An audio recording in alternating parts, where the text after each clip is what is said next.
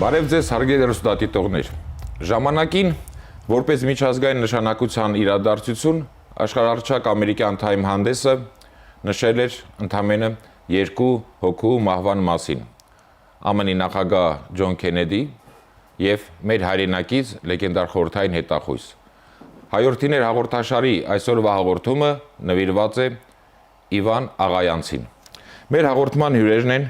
պատմական գիտությունների դոկտոր ազգային անվտանգության ծառայության գնդապետ Արմեն Ագմանուկյանը եւ գրող հրապարակախոս Աշոտ Աղաբաբյանը։ Բարի գալուս, հարգելի պարոնայք, շնորհակալություն հավերը ընդունելու համար։ Հարգելի հեռուստադիտողներ, այժմ ծանոթանանք Աղայանցի կյանքի եւ գործունեությանը նվիրված ակնարկին եւ կշարունակենք մեր հաղորդումը։ Լեգենդար հետախույս Իվան Աղայանցը ծնվել է 1911 թվականին օգոստոսի 28-ին Գանձակ քաղաքում, հոգևորականի բազմանդամ ընտանիքում։ 1930 թվականից ծառայել է անվտանգության մարմիններում, 1936 թվականից հետախուզությունում։ 28 տարեկանում արդեն Փարիզում ռեզիդենտի տեղակալ էր։ Աջակցել է Իսպանիայի անվանի գործիչների Խոսե Դիասի եւ Դոլորես Իբարուրիի փրկությանը։ 1941-ից 45 թվականներին եղել է Իրանում խորհրդային հետախուզության ընդհանուր ղեկավարը, ունենալով մոտ 400 գործակալ։ 1943 թվականին ղեկավարել է Թեհրանի կոնֆերանսի եւ հակահիտլերյան կոալիցիայի առաջնորդների անվտանգությունը, որտեղ կարևոր դեր են խաղացել Գևորգ եւ Գոհար Վարդանյանները։ 1943 թվականին Ալժիրում հանդիպել է Շարլ դե Գոլի հետ, կազմակերպել նրա հանդիպումը Յոսիֆ Ստալինի հետ, չեզոքացրել է Գերմանիայի գործողությունները նաև Եգիպտոսում եւ Իրաքում, կապեր հաստատել իրանյան քրդերի հետ։ 1946-ից 47 թվականներին եղել է խորհրդային հետախուզության ղեկավարը Փարիզում, ձեռք բերել ամերիկյան գեներալ Ջորջ Մարշալի պլանի գաղտնի տարբերակը, ԽՍՀՄ վերադարձրել Սերգեյ Ռախմանինովի արխիվը եւ Ռոմեն Ռոլանի օրագրերը։ 1947-ից 54 թվականներին ԽՍՀՄ պետանվտանգության նախարարությունում զբաղեցրել է հետախուզության գծով պատասխանատու պաշտոններ։ 1954-ից 59 թվականներին եղել է ԽՍՀՄ բարձրագույն հետախուզական դպրոցի հատուկ առարկաների ամբիոնի պետ։ Նրա օրոք ստեղծվել է քաղաքական հետախուզության առաջին դասագիրքը։ 1959-ից 66 թվականներին եղել է ԽՍՀՄ արտաքին հետախուզության Դ հատուկ բաժնի պետ, կազմակերպել եւ համակարգել ակտիվ միջոցառումների իրականացման ծրագրեր։ 1966-ից 67 թվականներին արտաքին հետախուզության ծառայության ապատեղեկատվության պետ, ղեկավարել ազդեցության գործակալների հասարակական կարծիքի ձևավորման աշխատանքները։ 1967-ից 68 թվականներին եղել է ԽՍՀՄ պետանվտանգության կոմիտեի առաջին գլխավոր վարչության արտաքին հետախուզության պետի տեղակալ։ Մահացել է 1968 թվականի մայիսի 12-ին։ Ամերիկյան Time շաբաթաթերթը ժամանակին հաղորդել է ընդամենը 2 մահվան մասին՝ Ջոն Քենեդիի եւ Աղայանցի։ Թաղված է Մոսկվայի Նովոդևիչյան գերեզմանատանը։ Կինը, եղբայրները եւ քույրերը նույնպես ծառայել են հետախուզությունում։ Գեներալ-մայոր պետանվտանգության պատվավոր աշխատակից Իվան Աղայանցը պարգևատրվել է բազմաթիվ շքանշաններով ու մեդալներով։ Ամերիկայի եւ Եվրոպայի երկրներում գործակալական մեծաթիվ ցանցի կազմակերպիչն է, հետախուզության տեսական հիմնախնդիրների մշակման հեղինակ։ Տիրապետել է ֆրանսերեն, պարսկերեն, թուրքերեն, իսպաներեն, անգլերեն եւ իտալերեն լեզուների։ Գործունեությունը մինչ այժմ գաղտնի է։ Ռուսաստանի Դաշնության արտաքին հետախուզության վետերանների ասոցիացիան Աղայանցին հետմահու ներկայացրել է Ռուսաստանի հերոսի կոչման։ Հայաստանի Հանրապետությունում 2014 թվականին թողարկվել է նամականիշ։ Պարոն Մանուկյան, թե ընդհանրապես հետախուզության պատմության մեջ նկատի ունեմ ոչ միայն հայ կամ խորհրդային, ընդհանրապես համաշխարհային, եւ թե հետախույզների գործունեության մեջ մեր հայրենակիցը Աղայանցը իթիվս մի շարք հանգամանքների առաջներթին աչքի են գնում նրանով, որ հետախույզի մասնագիտությունը, հետախույզ լինելը կարծես թե նրանց մոտ ընտանեկան ավանդույթ էր։ Փաստորեն ամբողջ ընտանիքով, երևի առանց որևէ բացառության, բոլորը հետախույզներ էին։ Խնդրում եմ այդ ընտանիքը ներկայացնեք։ Իսկապես շատ հետաքրքիր է այդ պահը, որ քիչ ընտանիքներ կան, եթե կան իհարկե, ինձ համենայն դեպս ինձ էլ ծանոթ չէ նման ընտանիք։ Ուրեմն ավանդաբար ամբողջ ընտանիքի գրեթե անդամները այսպես թե այնպես առնչություն են ունեցել անվտանգության մարմինների հետ։ ընդ որում այդ աշխատանքները սկսել է Իվան Աղայանցի ավագ եղբայրը Ալեքսանդր Աղայանցը, որը ժամանակին աշխատել է Ֆրանսիայում հետախուզությունում, ապա եղել է Գերմանիայի հետախուզության պետը, փաստորեն ռեզիդենտը, ընդ որում պատերազմից առաջ է եղել այնտեղ մի քանի տարի առաջ եւ այդ ժամանակ է որ նա կարողացել է կապը վերականգնել այնպիսի կարևոր գործակալների հետ, որոնցից մեկը դարձել է քաչայտնի մեր հասարակությանը Շտիրլիցի կերպարի նախատիպը, իրոք եղել է այդպիսի ուրեմն անձնավորություն, որը Շտիրլիցի հասարակությանը քաչայտնի է,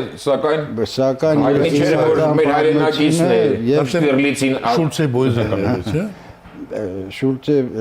Բոյզեն, որը ըստ էության գեստապոյում գնդապետ է իրոք եղել, երկար պատմություն է 42 թվին ուղղակի հայտնաբերվել է, ձերբակալվել է։ Նրա ուրեմն մյուս եղբայրը Միխայել Աղայանցը արդեն աչքի է ընկել հակահետախուզությունում։ Շատ խոշոր հակահետախուզության ուրեմն բանը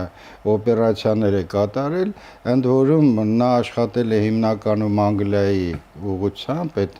ուղղությամբ էր աշխատում եւ որոշ ժամանակ եղել է նաեւ Հայաստանում, եղել է Հայաստանի ՊԱԿ-ի նախագահի տեղակալ, Խորհրդային Հայաստանի անվտանգության մարմինների ղեկավարի տեղակալներ, ընդ որում շատ հետաքրքիր նորից եմ ասում, օպերացիաներ է կազմակերպել, որոնցից մեկը Մոսկվայի Անգլիայի դեսպանատան ուրեմն սեյֆում իմացել են շատ կարևոր փաստաթուղթ կա, նա կարողացել է կազմակերպել, մտել են ուրեմն դեսպանատուն, այդ օրերին բալետի ներկայացում է կազմակերպում, բոլոր դեսպանատների աշխատակիցներին հրավիրում են, բոլորը դե գիտեք Խորհրդային Միության բալետը ինչ քաշում էր իրեն դեպի, ինչ համբավ ուներ եւ ուրեմն դադարքում են շենքը եւ կարողանում է սեյֆը բացել, լուսանկարել ինչ որ պետք էր եւ այդ օպերացիայի ժամանակ, այդ մի օպերացիայի ժամանակ նրա մազերը սպիտակել էր։ Տուն է գնում կինը զարմանում է, նայում է տեսնում է ամուսնու մազերը, ինչ լարվածություն, ինչ պատասխանատվություն եւ այլն։ Նրանց մյուս ուրեմն քույրը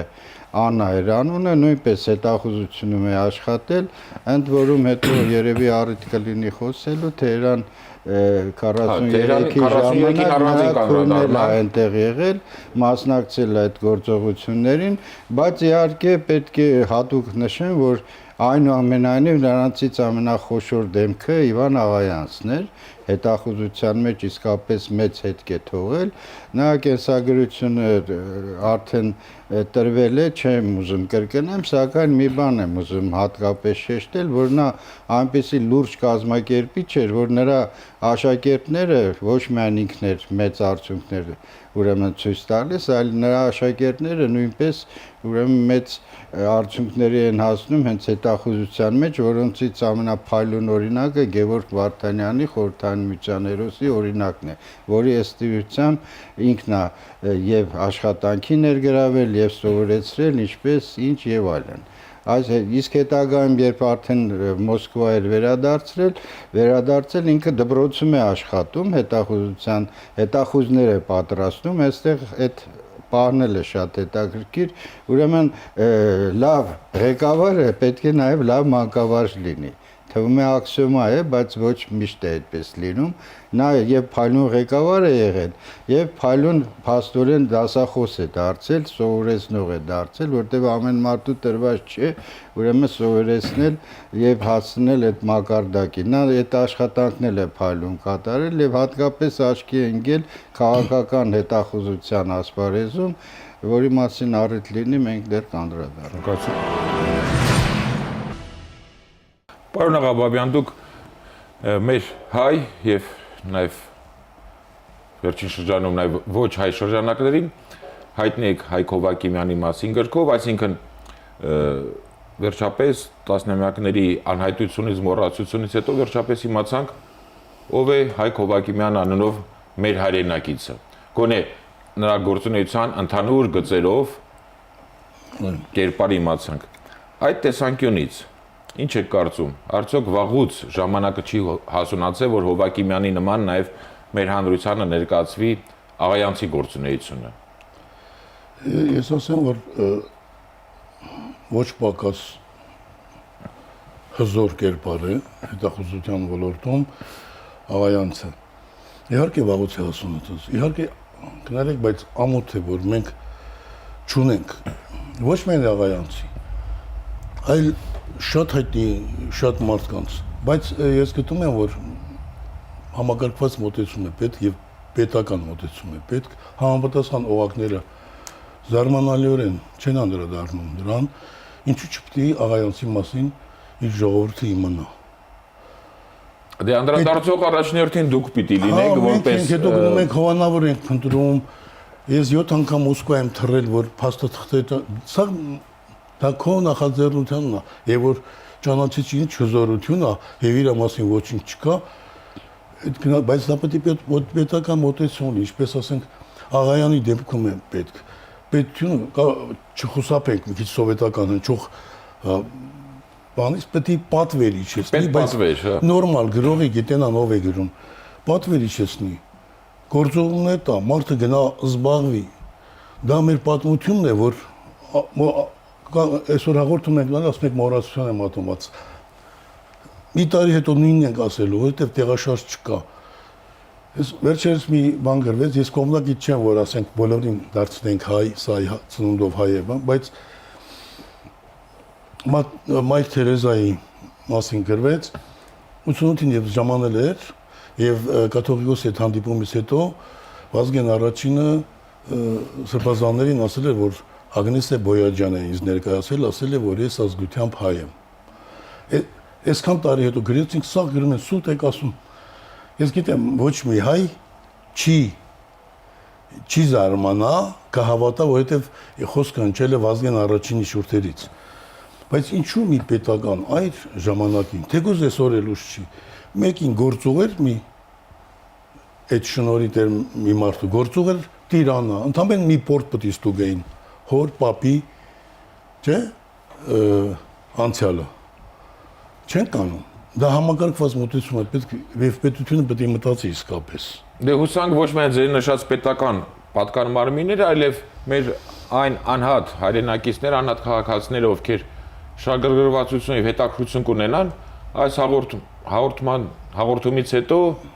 հուսանք, որ նրանց մոտ այդ հետաքրությունը կառաջանա եւ համապատասխան պատվեր կլինի։ Մանավանդ որ աղայանցի եւ մյուս մեր անվանի հայրենակիցների գործունեության ներկայացումը նախ քարոզչական եւ նաեւ օտարի համար եւ մեր համար արդեն հպարտության աղբյուր է։ Իհարկե, գլուխ գովալու։ Եվ գրում ենք եւ մենք ենք իմանում։ Դա պետք է եւ թարգմանվել եւ տարածվի եւ եվրոպական լեզուներով իհարկե այդ ամենը պետք է թարգմանվի, տարածվի, որպեսզի օտարն էլ իմանա։ Ռուսական աղբյուրներում ես նկատեցի, վերջերս որ նայում աղայանցի մասին, ազգություն չեն շեշտում, չէ՞ աղայանց, հա, բայց շեշտում են Գյանջան։ Հասկանում եք։ Հա, Գյանջա չէ, ծնունդով Գանձակից է։ Հա, Գանձակեցի է։ Դրա համար մենք մեր որդիներին այսպիսի հզոր անհատներին պետք է ներկայացնենք եւ մեր ժողովրդին եւ զուգահեռ նաեւ աշխարհին։ Այսինքն նաեւ այդ ներկայացումը դասիրակչական նշանակություն ունի, որ մեր երիտասարդ սերունդը ոչ թե կեղծ օտարածին բաներով առաջնորդվի կամ փորձվի դաստիարակվել, ճակերտավոր, այլ հենց այդ արժանի մեր հայրենակիցներով, մեր հայրենիներով։ Իհարկե իրենց մասին գրելով Արմենապետ Թողջյանն գրելով ընդհանրապես ազգային անվտանգության ծառայությանը հարգելով հանդերձ աշխատում է միշտ հեռու մնամ իրանցից, բայց ակամա մեծ ռեկլամա գնում, չէ, գիրքը գրում ես այդ մեծ հայրենի մասին, իրենց աշխատանքի մասին, եւ իրենք իսկապես պետք է մտահոգեն աղայանցի նման կերպարները։ Դե բոլորից է ռեկլամ գնում, բոլոր մեր հայրենակիցներն են ռեկլամ գնում խոշոր հաշվով։ Պարոն Մանուկյան, Թեհրան 43-ի մասին եմ խնդրում ձեզ անդրադառնալ։ Փաստորեն ինչ է դուրս գալիս։ Արդեն բավականին ժամանակ անց է, շուրջ 70 տարի, ավելի քան 70 տարի, Բայց երբ որ խոսում ենք Թեհրան 43-ի մասին, որպես կանոն նշում ենք կամ գիտենք Գևորգ Վարդանյան, որը իհարկե այդպես է պետք է լիներ, մեր անվանի հայրենակիցն է, մեր լեգենդար հայրենակիցն է, սակայն չգիտեմ, թե հետախույզների մոտ ընդունված է բախտ ունենալ կամ չունենալ, սակայն Աղայանցի անունը չեմ ուզում ասել ընդհանրապես, բայց որպես կանոն չի հիշատակվում, մինչդեռ Աղայանցն է եղել ղեկավարը այդ ծառայության, դուք արդեն նշեցիք, որ նաև Գևորգ Վարդանյանի ուսուցիչն է եղել։ Աղայանցի դերը այդ առումով ներկայացրեք խնդրում։ Ուրեմն այստեղ հիշվեց եւ բոլոր ասպարեզներում ներկայացնելու խնդիրն է, որ նոր դուք խոսում եք, նաեւ դրա հետ է կապված։ Եթե 1-2 ներկայացնես, մարդիկ կհասկանան եւ երբ որ ասենք Թեհրան 43-ից խոսում են, ոչ թե երկրորդ, երրորդ պլանում կմնա Իվան Աղայացը, այլ կդառնա ամենագլխավոր կազմակերպիչներից մեկը, որտեղ տեսեք ինչ է դուրս գալիս։ Ոչ միայն բուն այդ կոնֆերանսն է ինքը անվտանգությամբ է զբաղվել, կազմակերպել, այլ նաև առաջին մարդկանցից մեկը ինքն է իմացել, որ պատրաստվում է մահափորձ 3 ղեկավարների դեմ, ընդ որում պատկերացրեք Իրանից ինքը գործակալական ցանցուներ Եվրոպայում այդտեղից ստացել էր տեղեկատվություն, որ նախապատրաստվում է ահաբեկչություն, պատկերացնում եք, չէ, ինչ հզոր ուրեմն գործակալական ցանց է ունեցել եւ ղեկավարել։ Նրա հետ միասին Կուզնեցովը, ռուս հայտնի հետախույզը եւ նա է իմացել այդ մահափորձի պատրաստման մասին, այսինքն երկու աղբյուրներ, բայց ինքը Թեհրանում կարողացել է այդ տեղեկատվությունը ձեռք բերել։ Դա իհարկե հետախուզական աշխատանքի փայլուն օրինակներից մեկն է, կամ ասենք նույն Թեհրան 43-ի միջոցառումների ապահովումը լրիվ ըստ էության կազմակերպչական կողմը նրա ուսերին է եղել, այսինքն այն ինչ որ կատարվել է այնտեղ նրա միջոցով է կատարվել, նրա ղեկավարությամբ է կատարվել։ Մեր փայլուն հետախույզ Գևորգ Վարդանյանը իրապես որ կինոֆիլմ են հանել, գլխավոր հերոսը Գևորգ Վարդանյանը դառել, հրաշալի է, բայց եթե օբյեկտիվ լինենք պատմական իրականությանը նայենք, Գևորգ Վարդանյանը ընդամենը այդ օղակներից մեկն է եղել, որը ղեկավարել է Իվան Աղայանցը, այսինքն ոչ միայն Գևորգ Վարդանյանն էր գործում այնտեղ, այլ բազմաթիվ խնդիրներ կային, որ լուծում էր Իվան Աղայանցը, եւ դա պետք է անպայման նշվի, անպայման ասվի, որտեղ դա եւս անվտանգության մարմինների աշխատանքից շատ փայլուն օրինակ է, թե ինչպես կարելի է եւ ինֆորմացիա ստանալ ժամանակին եւ ապահովել անվտանգությանը միջոցառման։ Բայց ցավոք դուրս է գալիս, որ ոչ միայն մեր իրականության, այլև նույն ռուսական ԶԼՄ-ներում եւ այլն Աղայանցի կերպարը կարծես թե անտեսված կամ երկրորդ, երրորդ պլան է մղված, որ Թեհրան 43-ի հետ այդ գործընթացում Աղայանց անունով մարդ չի եղել։ Չէ, հնչում, այո, ցավոք սրտի այդպես է։ Եվ նոր որ խոսում եք, ես էլ եմ երևի կրկնում միտքը, դրա համար էլ է պետք, որ նաև մենք ակտիվ կերպով կարողանանք ներկայացնենք եւ օտար լեզուներով, որ կամաց հասարակությունը հասկանա նաև դրսում, որ այդպիսի, ասենք, գիտեք, ռուսները հպարտանում են խորհրդային միության հետախույզներով եւ ճիշտ են անում։ Իսկ մենք էլ մի փայլուն կողորտա ունենք հետախույզների, նույն խորհրդային միությունում աշխատած, ձեզ քաչ հայտնի է, որ թվարկենք տասնյակից ավել դուրս կգան, բայց նրանց այնտեղ բնականաբար առաջերտին հետաքրքրում են այլ անձանց ներկայացնելը բնական է։ Ես ոչինչ չունեմ դրա հետ։ Դե նաև անգլերեն, որպեսզի ամերիկացիները եւ անգլիացիներն էլ իմանան, որ իրենց ղեկավարների կյանքի փրկության համար կամ պատերազմի ելքը դրական ավարտվելու համար պարտական է նաև մեր հայրենակից Աղայանցին։ Դուք էլ ասեցիք, թերթում նշվում էր երկու անուն, մեկը Ամերիկայի նախագահն էր, մյուսը մեր հետախույզն էր։ Իվան Աղայանցը, այնպես որ բայց դու դուրս է գալիս абսուրդ վիճակ, որ ասենք ամերիկացիները ավել են բարձր գնահատեի կամ արժեքը գինի իմացել Աղայանցի, քան մենք։ Այստեղ բաղտի գործոնն է հավանաբար, երբեմն մարդիկ կան, որոնք իրենք ի վիճակի չեն իրենց բնույթով իրենց առաջ գցեն, ներկայացնեն Աղյանցը իսկապես համեստ է եղել շատ որպես անձնավորություն եւ եթե ինքը չի անում կողքից էլ ինչ-որ մեկը չի օգնում որ դա երևա եւ արդյունքը դառնում է դա որ իսկապես ինչպես կարելի է մենք շատ ասեցինք բայց երևի անդադ կարելի է կրկնել Տերան 43 ներկայացնել եւ Իվան Աղայանցի անունը հիշել կամ չհիշել ամբողջ միջոցառումների ժամանակ դա абսուրդ է։ Բայց նաև հետախույզը պիտի դուրս է գալիս, որ պետք է բախտել ունենա։ Հա, Թեկուզ այդ տարին 10-ամյակներ հետո հիշվելու համար բախտ պիտի ունենա նաև։ Այսինքն պետքա բացահայտվի, հա, նրանք դիպրնեն եւ ամբողջ աշխարհում մեկ Աբելի, Բենի նման աղմուկ առաջանա, որ նրանց ճանաչի։ Դե այդպես է դուրս գալիս, որ ում բռնել են կամ ով ձախողվել է, բախտը բերել է, այսպես ասած, ամբողջ աշխարհը ճանաչել է, բայց ով չի ձախողվել, այդպես է մոռացության մեջ մնացել է։ Այդպես չէ։ Կանեք պատմիկում, բայց շատ բազմաշերտ է եղել Աղայանցի գործունեությունը եւ նրան իսկապես ռուսական գոնե աղբյուրները կապում են հետպատերազմյան Եվրոպայի ձևավորման հետ նույնիսկ, որովհետեւ հզոր դիվանագետ է եղել նաեւ ինքը եւ հենց այնպես չի Դե Գոլը դեպի գնացել հանդիպման Մոսկվա այդ անձամբ Ստալինի հանձնարարությամբ է ինքը գնացել եւ Աղայանցն է գնացել։ Աղայանցը Ալժիր է գնացել Թեհրանից դեռևս կարծեմ 43 ռեզիդենտ նրան կես տարով գործողում են Ալժիր, որպեսզի այդ խնդիրը լուծի։ Այո։ Այսինքն դուրս է գալիս, կնեք, որ ընդհատում է պարոն Աղաբաբյան, Եվրոպայից, որը Ալժիրը Եվրոպային ավելի մոտ էր, քան Թեհրանը, որևիցե համապատասխան կամ արժանի կամ այդ կադր կամ այդ գործը գլուխ բերող չկար Թեհրանից, որը բավականին ավելի հեռու էր, Թեհրանից ընդ որում այդ կոնֆերանսի ժամանակ Աղայանցին ուղարկում են հատուկ, որ նման գործ կատարի։ Որտեղ ղեկավարությունը ճանաչում էր Աղայանցին, գիտեր որ անհնար գործը կարող է գլուխ բերել եւ Ֆրանսիայի ապագա ղեկավարին մոտեցնել ԽՍՀՄ ղեկավարությանը, այսինքն հետպատերազմյան շրջանում համագործակցել, մանավանդ որ այդ ժամանակ դեռևս տեղյակ չէին, որ եթե ինչ դիրքորոշում ունի Դե Գոլը ցայտնի էր, բայց կարող է նա լինել առաջնորդ իր ազգի։ Այդ ամեն ինչ բոլոր տվյալները ստացել են Աղայանցի անձնական հանդիպումներից Դե Գոլի հետ,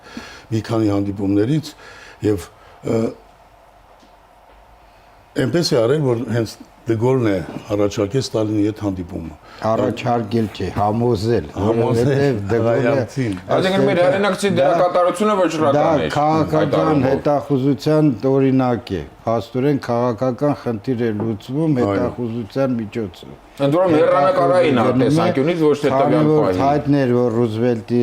չէր սիրում Ամերիկայի նկատմամբ օրիգինալ մարդեր, չէ Դե Գոլը Ամերիկային այդքան էլ չէր ընդունում։ Անգլիացիներին էլ կարծեմ։ ԽՍՀՄ-ի նկատմամբ մութ էր, նա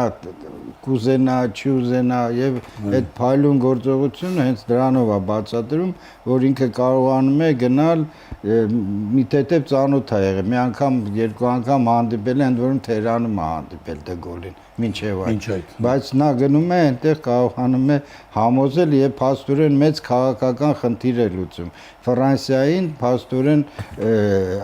ավելի է մոտեցնում ԽՍՀՄ-ի հետ եւ ավելի է խորանում Ֆրանսիայի